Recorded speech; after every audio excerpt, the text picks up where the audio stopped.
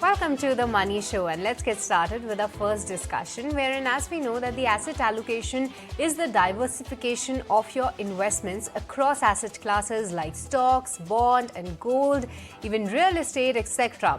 Your age is a primary consideration when you are managing allocation because the older you are, the less investment risk you can afford to take. As you get closer to your retirement age, your risk tolerance decreases dramatically. And so on to the Money Show today, we will help you understand the right asset allocation strategies if you are a senior citizen. With this, let me welcome on board Nirav Karkera, who is the head of research at FISDM. Very good evening, Nirav, and thank you so much for all your time to ET Now. That's a topic that a lot of viewers must be wanting to know. Why I say so? Because while we conduct all these mutual fund or stock related query segment shows, we get a lot of investors who definitely on the free time at least enjoy stock market investing, is what I can say as per my experience. But firstly, let me come to you that if somebody who is already a senior citizen, what should they keep in mind while they are putting more and fresh money into the different asset classes that are available, and what are the key points they need to be noting given the requirements they're going to be having in the times ahead? So, first of all, thank you for having me on the show. It's always a pleasure participating.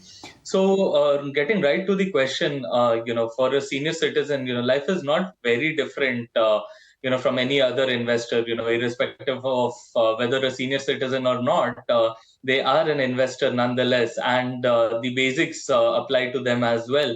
So the basics, the number one point that most people, don't really recognize is that investing decisions do not start with finding the right product or the most exciting investment opportunity, but starts with assessing your own self, your own financial condition, your risk profile, your objectives, and your appetite for volatility or risk. So even for a senior citizen, the starting point is they themselves. Assessment of their personal profile as an investor and their financial objectives.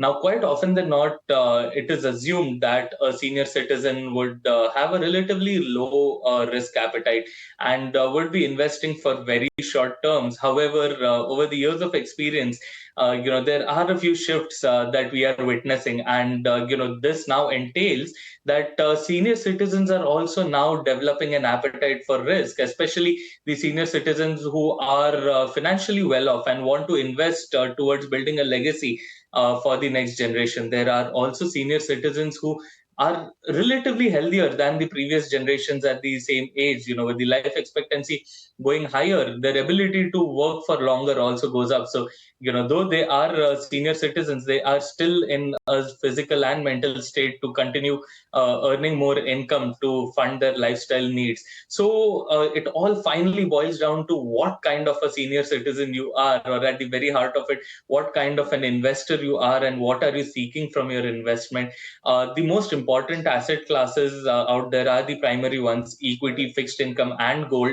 So for this discussion and for brevity's sake, we can safely put this aside that gold remains a strategic hedge, and there needs to be some component of gold as a hedge against inflation, but there will be a lot of focus on equity and fixed income opportunities. So for the case where I spoke about senior citizens who are well off and are not really banking on these investments to fund their retirement lifestyle, or to fund their daily expenses, for such senior citizens, a higher proportion of equity is still a good one.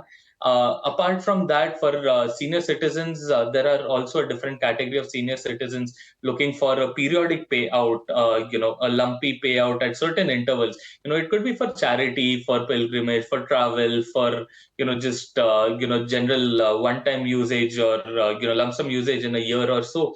For those senior citizens, a hybrid sort of a format works really well, where the portfolio partially focuses on capital appreciation while the rest focuses on maintaining linear appreciation and growth that can fund their one-time needs or lump sum needs. And at the other end of the spectrum, we have senior citizens who are really dependent on their investment portfolio to fund their lifestyle and their regular expenses. And as logical as it is, for someone relying on a portfolio to fund routine expenses, let's say at a frequency as low as monthly, a higher proportion of fixed income is warranted. So these are the primary asset classes where the suitability largely and broadly maps to these kind of senior citizens.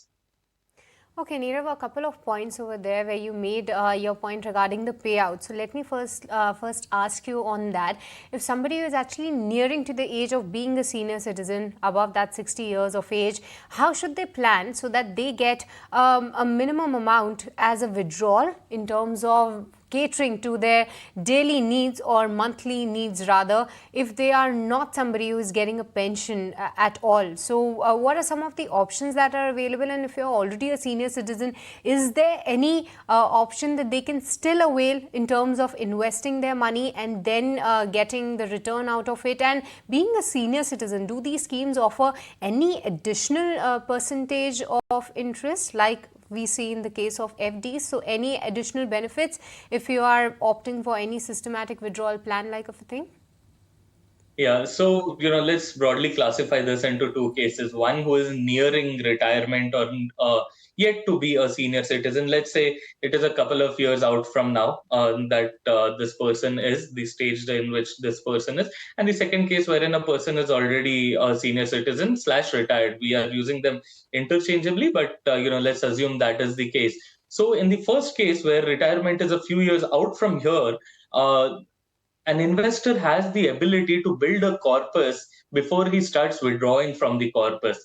Okay, now to simplify it, think of it as a runway where you keep stashing some money aside and you start building a corpus or a sum or an amount, a kitty that is meant to fund the rest of your retirement. Right. So if you have some years out, and if the years are less than 5 years out from now, you would definitely want to build a corpus utilizing slightly equity oriented products, but not very heavily equity oriented. And even within equity, you do not want to go towards the farther end of the markets, that is mid caps or small caps. You want to stick towards less volatile large caps and blue chips. So we are talking about a product mix which sticks towards a multi cap sort of a portfolio for a slightly more aggressive investor, or else largely a mix of hybrid mutual funds.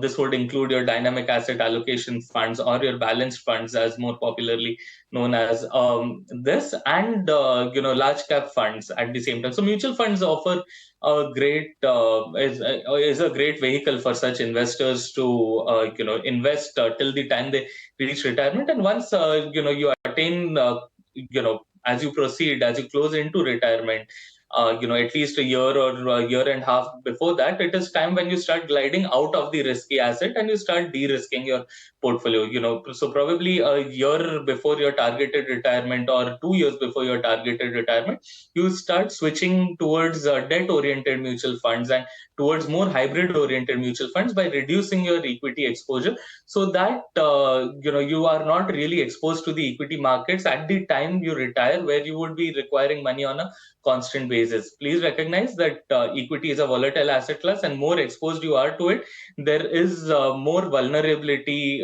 Your portfolio is far more vulnerable in terms of having the ability to give you payouts from net earnings, right? So once you do that, once you glide out and move into a fixed income portfolio, then you start triggering a SWP, which is a systematic withdrawal plan. So over here, you can specify a fixed amount that you wish to withdraw and a fixed periodicity. For instance, you would like to withdraw 10,000 rupees every month is something you can prescribe, and you can automate it. So every month on a certain fixed date, you will keep receiving that money. The only downside here is you will receive this money irrespective of the current value of your investment. So if you have invested an X amount and it has grown by 20%, you'll still receive only 10%. And even if it has declined by 20%, you'll still receive 10,000. So this is one thing that investors must be cognizant about.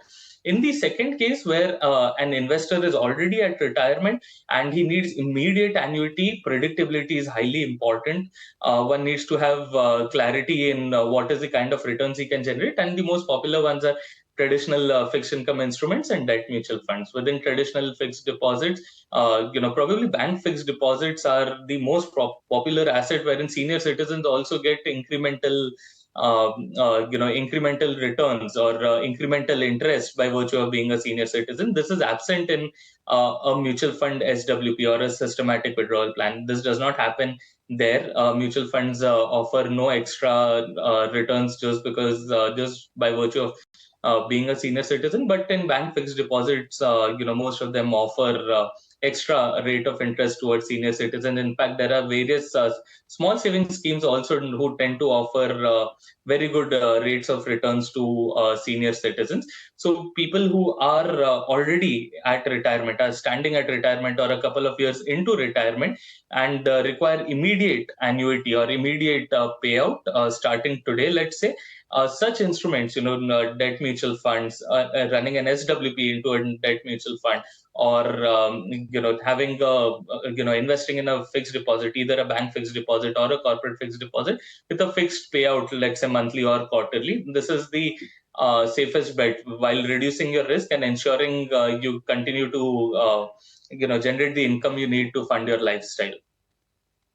Um, in my experience, what I believe is that a lot of senior citizens, obviously they have their money parked in real estate in some or the other fashion, but apart from that, most of their investment lies in FDs, or rather gold investments. They have made a lot. If somebody who is already in that bracket and they are receiving some say a monthly income in terms of rental income as well as either pension, and they are looking to invest that money, so what are some of the safe options that they can look forward to in order to diversify their wealth?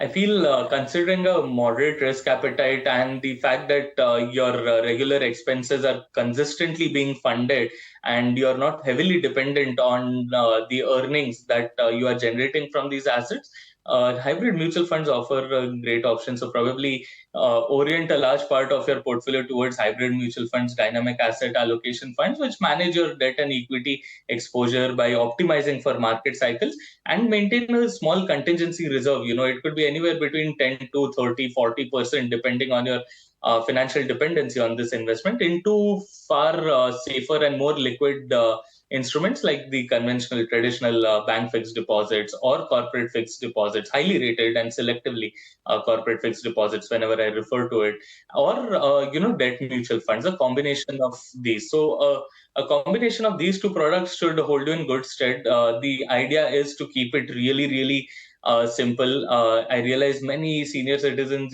try to complicate life a whole lot more than required in the quest to optimize for the returns, and rightly so. There is an urge to do so, considering you really need to depend on that kind of money. But one very important thing that people who are senior citizens slash retired and are dependent on investments for their lifestyle is to remember the pecking order or the prioritization order while selecting any investment instrument. Number one, number one factor to prioritize for is liquidity. Ensure your money is not stuck somewhere where you cannot take your money out. Number two is it is the risk element. Ensure that you are not in a highly risky asset. Ensure that risk is minimized and in line with your appetite. And third is return potential. So quite often than not, people tend to do the same in a completely reverse order. They optimize for risk, for returns first, then risk, and then check for liquidity. But that is where life gets slightly troublesome, because you're at a stage in life where you cannot really generate additional income to fund your current lifestyle expenses. So liquidity takes precedence over risk, and risk other market risk, and market risk takes precedence over the return proposition. Okay, Nirav, I know that for every viewer or investor, that depends on a lot of factors that how they're going to be allocating their money into different asset classes. But on a general basis, if you can just help our viewers that what should be the allocation of their money in terms of different asset classes, or what is the ideal portfolio of a senior citizen as per you? So, for an ideal senior citizen who will be depending on his investments for a longer time and starting almost in the near term, I would suggest an inclination towards fixed income instruments would really help. So, probably a 60-40 or a 70-30 portfolio, wherein 60 or 70% is skewed in favor of fixed income instruments. Within fixed income instruments, you could use a combination of fixed deposits. That will be your contingency money, which would be around 20 odd percent. Then you can invest an additional 30 to 40 odd percent into a combination of debt mutual funds and either corporate fixed deposits or government securities oriented mutual funds, either ways. So a combination of these would comprise your fixed income allocation. And on the equity side, it is best to steer towards large cap funds, blue chip large cap funds, or large cap index funds. Or else, if you have a slight appetite and you have some financial backing or other inflows, you can move up to flexi cap or multi cap funds, which ensure that even within equity, your risk is optimized on an ongoing basis. So your ideal portfolio will look 70-30 in favor of fixed income, and then spread it across subcategories that primarily focus on adjusting for risk. Thank you so much, Neerav. With this, we are completely out of time in this edition and in this discussion of the ET Money Show. It was great having you on the channel.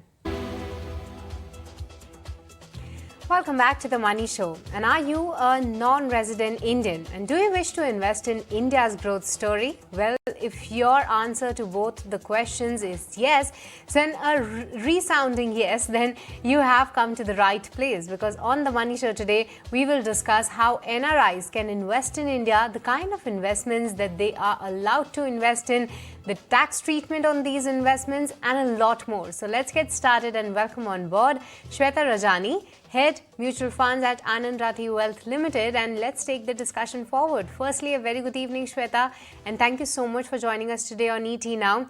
Let's start with the basics. In financial terms, who is an NRI and where NRI can make investments? What sort of an investments are allowed for NRIs in India?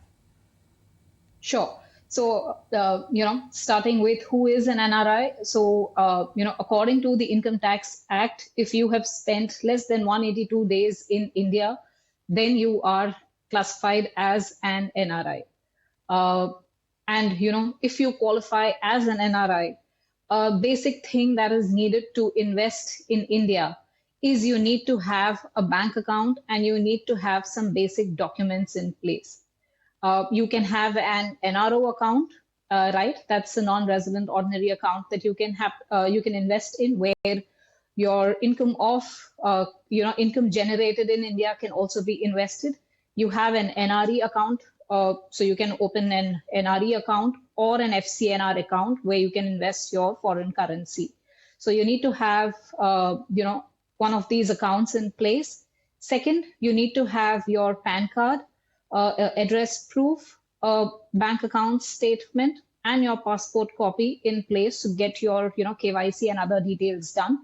If you have these two things in place, then you can invest in India. Okay, Shweta, but what are the various options that are available for NRIs to invest in when it comes to the equities? Can they invest in all the stocks that are available, or they have to do it with a delay of 1 day? Because what I understand, what my experience is that a couple of my friends who are living abroad, they do mention that there is some barrier in terms of investing. I'm not totally aware. What are those? So any points on that you wish to highlight? Yeah, you are right. An NRI can invest in the Indian stock market, but there are certain restrictions, on which. So under the RBI's, PIS scheme, a NRI can invest in the Indian stocks, but there is a restricted list of stocks in which they can invest into. But that's pretty much a broad list and it covers good quality stocks that they can invest into. So the universe is not short for them. They have enough opportunities. Second, there are certain other restrictions like, you cannot do short selling, you can't take certain option positions, you have to do delivery based investments. So those are few restrictions that you have to follow. But that route is available of directly investing in stocks. Second route that you have for participating in the equity markets is through mutual funds. So that option is also available. There are certain asset management companies that do not take investments from US or Canada based NRIs. Except for that, if you are an NRI based out of UAE, Singapore, or any other country, you have no restrictions of investing in a mutual fund. And then what the mutual fund manager is buying, that again has no restriction. So you'll have more flexibility when you're investing through a mutual fund route in the Indian equity markets. Okay, but Shweta, apart from stocks, direct equities, and mutual funds, the different options that are available in terms of RDs, post office investments, how can an NRI go about these asset classes? Yeah, so I'll tell you where an NRI can invest when it comes to the debt market and where it cannot. So you can open a basic fixed deposit, a recurring deposit scheme. You can invest in the debt funds. You cannot invest in a PPF, small savings schemes, national savings deposit scheme. So those are certain places where you cannot invest. You cannot invest in a sovereign gold bond scheme of the government. So those are certain no-nos. But if you want exposure to the debt market from a fixed deposit to a debt fund, those routes are open to you.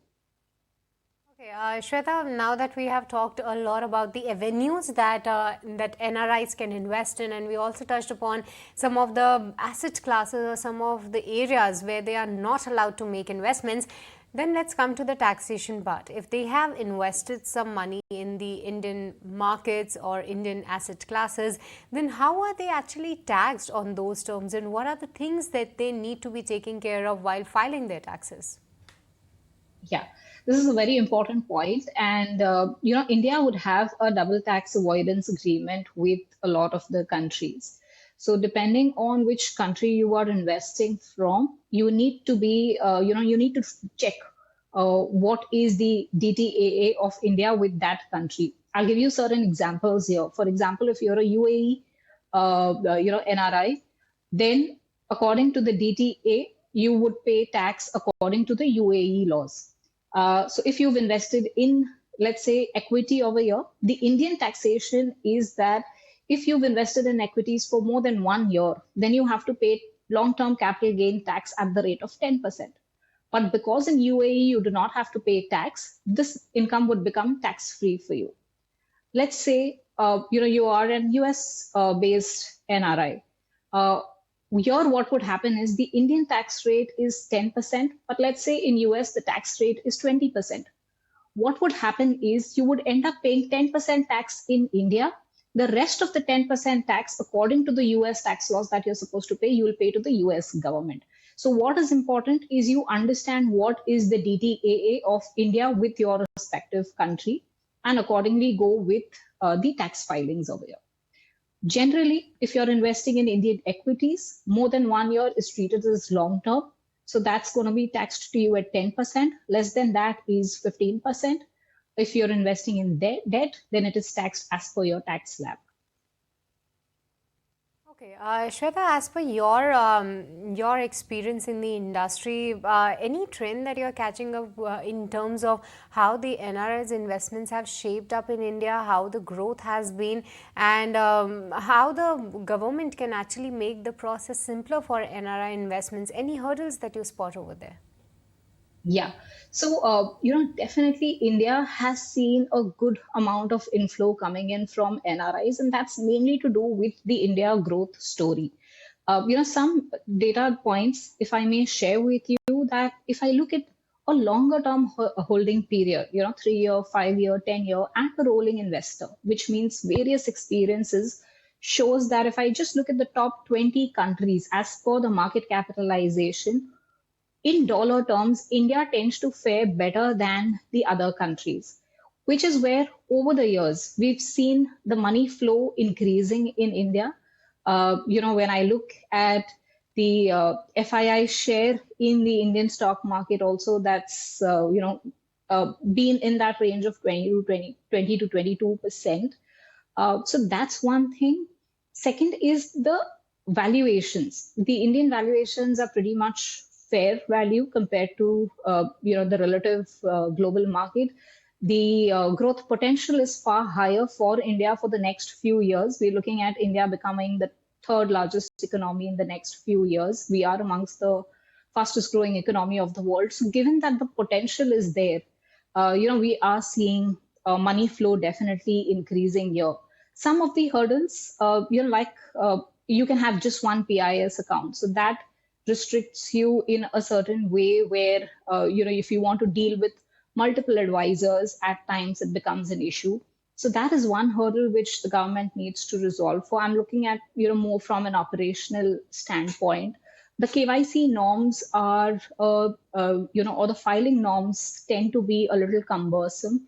If that technology can be brought in place to smoothen that, process, then that would be an additional benefit.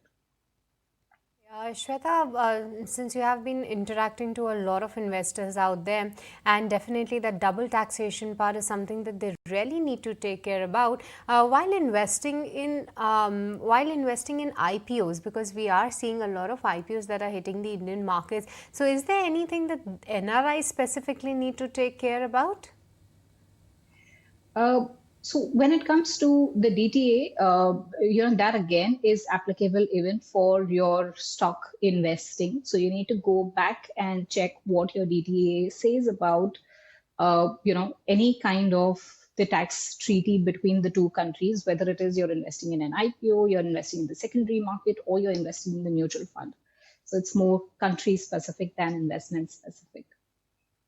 Okay, and lastly, Shweta, just want for the benefit of our viewers, how are these NRIs charged in terms of the brokerage? Because they have to make a lot of disclosure and they have to take permissions. They have a limited list of stocks where they can invest in. So, in comparison to the domestic investments, how these NRIs charged in terms of the brokerage? Because I understand that obviously the currency differential is quite higher to compare the same, but in percentage terms, if you can just help our viewers with this. So actually this differs from one brokerage house to the other brokerage house, and a lot of it depends on how you've negotiated as well. So, the differential could be, a 5-10% differential between what a regular customer is charged, between what an NRI is charged, and what one NRI is charged versus another NRI is charged. So there's no standard rule over here that would follow. It does differ from one brokerage house to another brokerage house, and how their trading expertise is, what's the quantum that you're going to trade. It all would depend on that. Because if you're going to be a frequent trader, then you'll be able to get a better brokerage here. Thank you so much, Shweta, for highlighting all these points. But with this, we'll not let you go on that. We want you to stay with us so that just after this quick break, when we are back, we will take all the portfolio-related queries of our viewers with you, and we want you to guide them on the same. So let's slip into a very short break. Don't go anywhere. We'll be right back.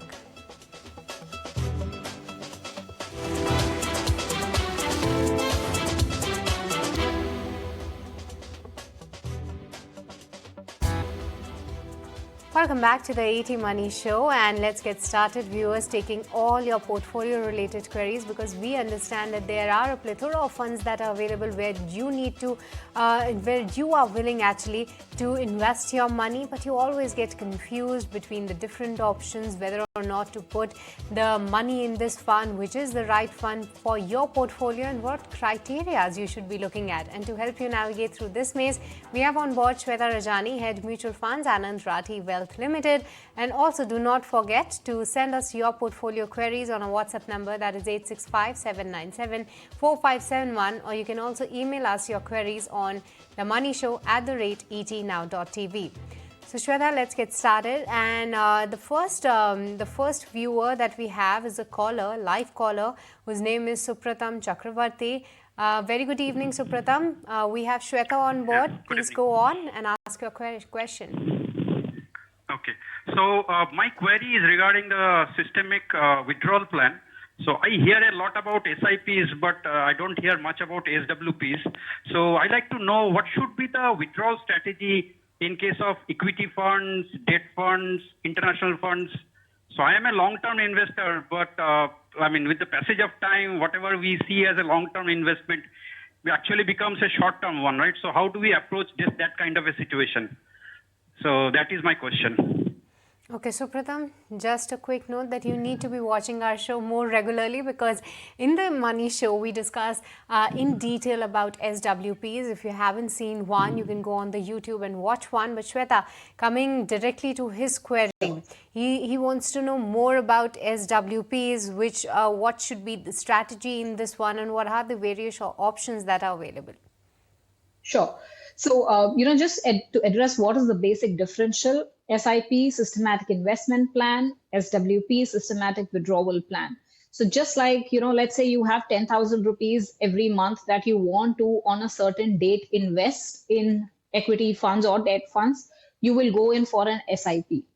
Systematic withdrawal plan gives you a certain amount of money on a specific date into your bank account. So let's say first of every month you want to have a 50,000 hitting into your bank account.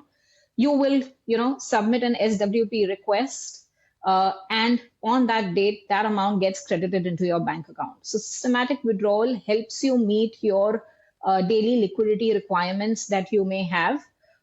Plus, it's more tax efficient. So, if you have this 50,000 coming into your bank account, it's the tax that you've charged is only on the gain. So 40,000 was your principal, you've got 50 back. You're going to be charged tax only on the residual 10,000. So it works well more even from a tax efficiency standpoint. It gives you a routine or a regular liquidity.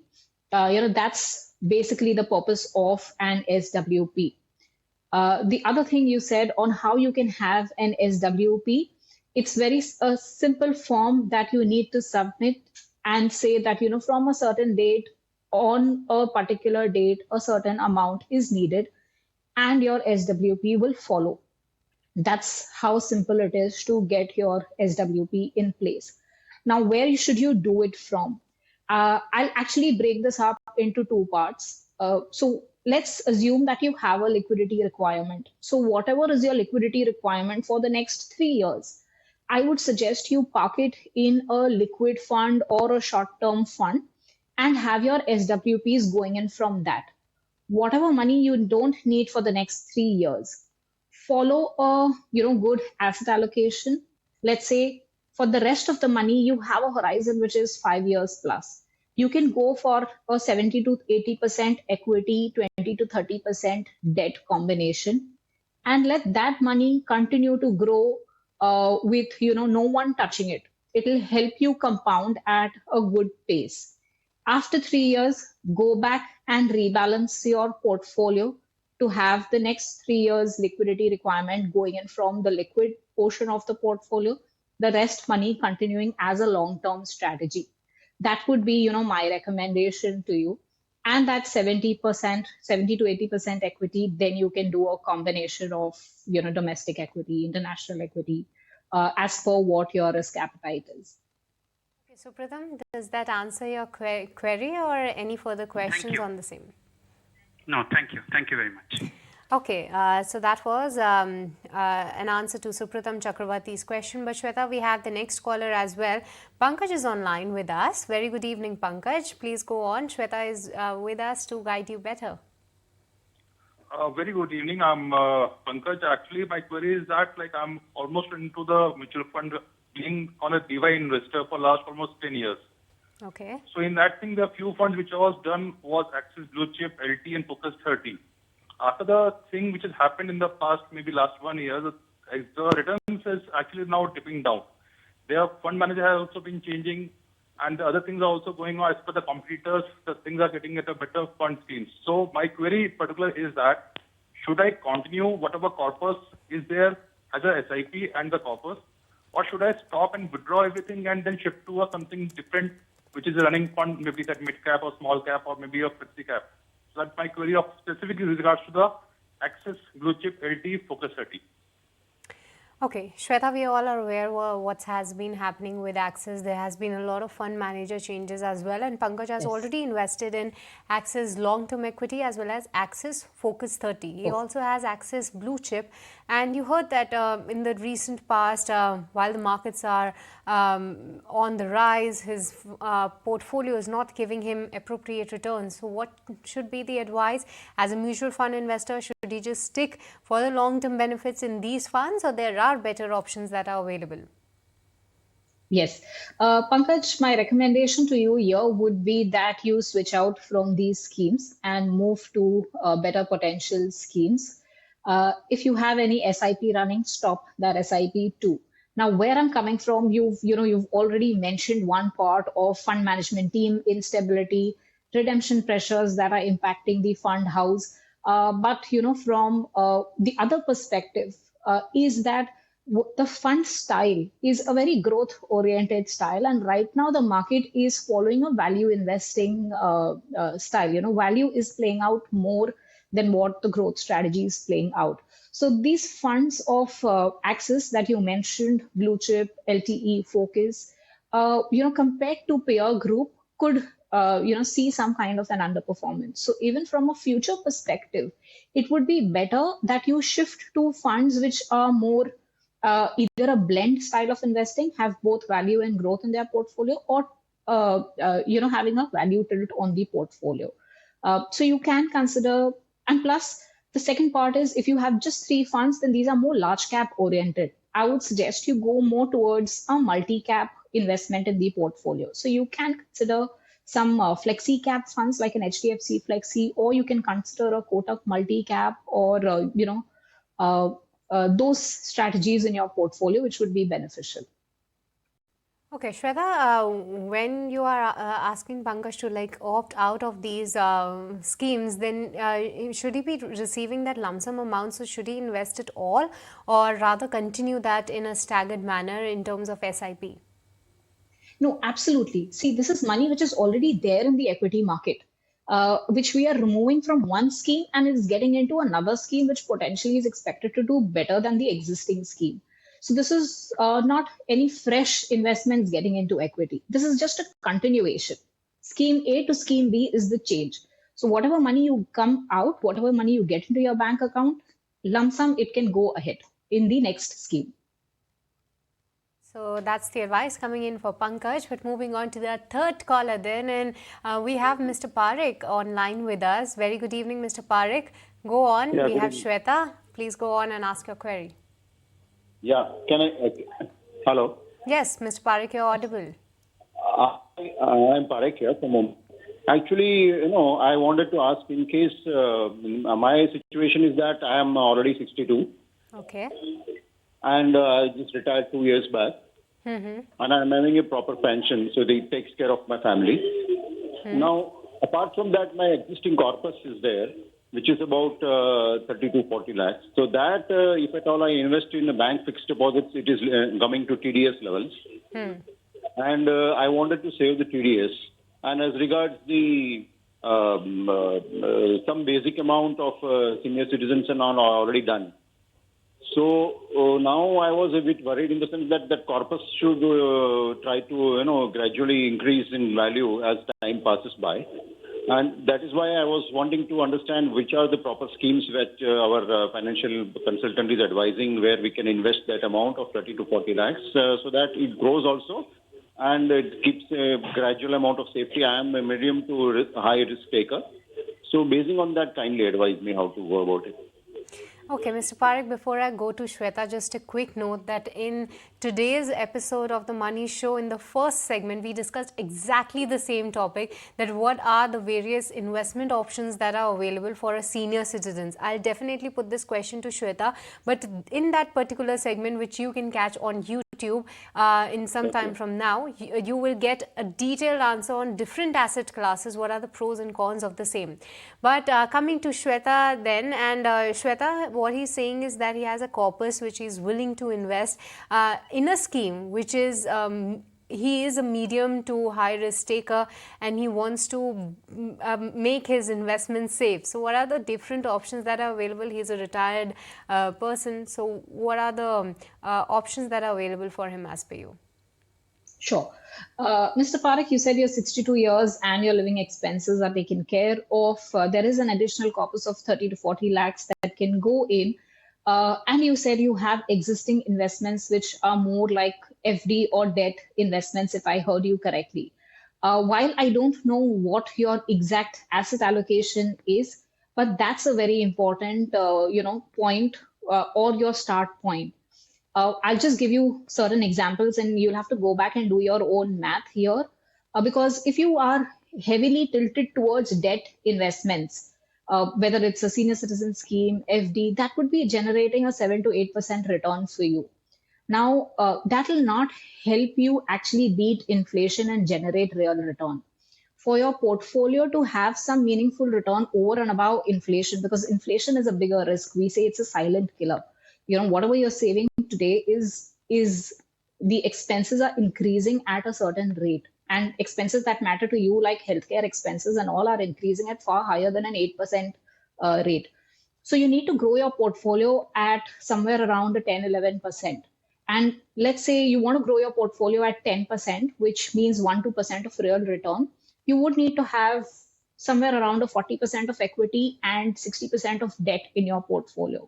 So, I don't have your entire portfolio, but go back and check what your equity debt mix is. And then see if this 30 lakhs, let's say, has to go towards equity, because I'm assuming you have, you are debt heavy at this point of time. That's the sense I got. Then in your equity, through mutual funds, give it to a professional fund manager. That will be, to my mind, the best option for you. Spread it across 8 to 10 schemes. Have a mix of 50% of large cap, 20 mid cap, 30 small cap, because that combination, given the current market scenario, would work best for you. You can go in for, a Franklin blue chip fund, go in for a Kotak emerging fund, Aditya Birla small cap, HDFC small cap, a Quant active, going for an SBI Contra. These are few schemes which you can look at for constructing a basket of 8 to 10 schemes, well diversified, spread across different sectors, different market caps, will help you construct a good portfolio. Okay, Mr. Parekh, so that's the advice coming in. But Shweta, before we wrap, we'll quickly take the last query onto the show, and that too is a live caller. His name is Shivakumar Burley. Mr. Burley, very good evening to you. We have Shweta on board. Yeah. Please go ahead and ask the question. Yeah, hello, ma'am. Hello. I want to know what are the quant funds. One, for question number one. And second query is what is the top-down strategy and bottom-up strategy followed by mutual fund managers? Okay. Shweta, you heard his question. He wants to know about the quant fund and the strategy that one needs to be adopting. Sure. So, quant fund, as the name says, this is a subcategory of a thematic fund. What a quant fund does is it's following certain quantitative measures or statistical measures, and then running an automated program to buy and sell stocks. Very simply, a fund manager, let's say, will say, I want to look at the ROE of a company, the PE ratio of a company, the impact cost. These are 3-4 parameters, and he'll construct a model. The model will automatically run, and whenever the model finds good opportunities to invest or exit, they will invest in it. So there's very little manual intervention here or a fund manager's fundamentals views over here. It's more of an algo-based, strategy that's running. Now, don't confuse it with the Quant mutual fund. Quant is a strategy in itself. In India, I would say this is still in early stages because you just have 7 schemes here and only one scheme which is completed more than 5 years. So it's still early. Rather than going for a quant fund, I would suggest you go for a normal diversified, fund, a large and mid cap, flexi cap of fund, which has a certain proven track record. That would be, my recommendation to you. I think the other question that you mentioned is what's a top-down approach and a bottom-up approach. Now, top down, as the name says, when a fund manager is following top down, you're first seeing where the economy is expected to grow. Then you are seeing which sectors would contribute more towards that economic growth, and then see which companies within that sector could do well. That's your top down. The bottom up approach is, a fund manager is just seeing which company itself has a very good potential, irrespective of what would happen to that sector or the economy. So you could have a sector which is beaten down, but there's one company which is doing phenomenally well or expected to do phenomenally well. Then as a fund manager, would go ahead and buy that. So you're doing more company level study first in a bottom up approach, whereas in top down, you're more seeing from an economy standpoint. That's the basic differential. Okay, Mr. Shivkumar, we hope that this resolves your query. But with this, Shweta, we are completely out of time. And thank you so much for all the time to ET Now and helping all of viewers resolving their mutual fund portfolio related queries. But with this, viewers, it's a wrap in this edition of The Money Show. It's a goodbye from me and the entire team who put this show together. Thank you so much for watching.